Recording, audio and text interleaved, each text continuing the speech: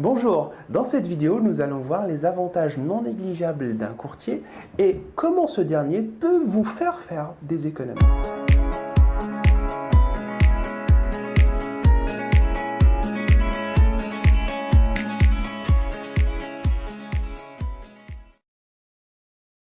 Un courtier ou une société de courtage est un professionnel qui sert d'intermédiaire entre un client et une entreprise, une banque, un assureur, afin de réaliser une opération.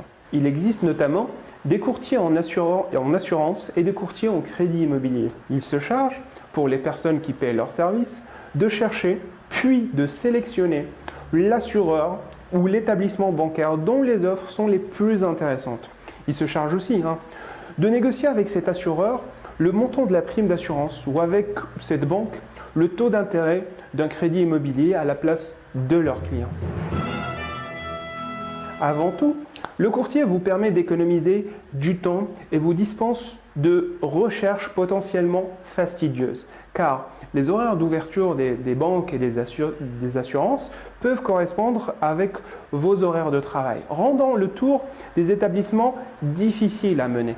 Deuxième avantage du courtier, en tant que professionnel, il est censé accroître vos chances d'obtenir des conditions plus avantageuses et une offre mieux adaptée à vos besoins. Après obtention du prêt ou de l'assurance, le courtier surveille que les clauses sont bien respectées et peut éventuellement vous aider, si besoin est, demain, à résilier ce contrat.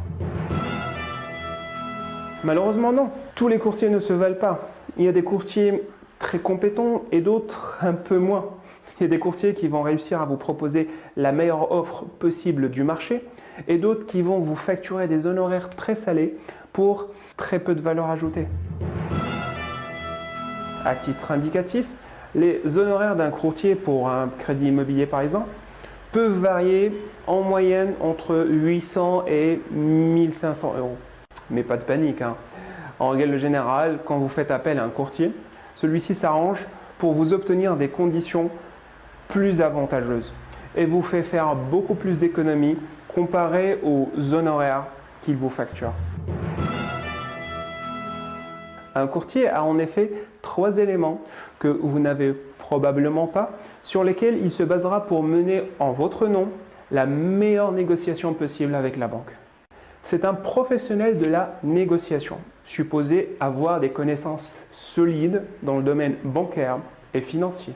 Deuxièmement, il négociera probablement avec les sièges des banques et non avec les agences. Le fait de négocier avec les sièges lui permet de s'adresser directement aux décideurs et d'avoir une marge de manœuvre beaucoup plus importante que s'il s'adressait aux simples banquiers ou conseillers bancaires des agences standards. Troisièmement, il négociera généralement plusieurs projets en parallèle du vôtre. Pour vous expliquer ce dernier point, rappelons que quand vous négociez directement avec votre banquier, celui-là donne une note à votre dossier et vous fait une proposition selon cette note. Imaginons que vous ayez un dossier avec une très faible note. En vous adressant directement à votre banquier, votre dossier sera tout simplement refusé. Par contre, en vous adressant à un courtier, vous augmentez considérablement vos chances de voir votre dossier accepté. Car, voyez-vous, il arrive parfois, même très souvent, que le courtier s'arrange avec les sièges de la banque,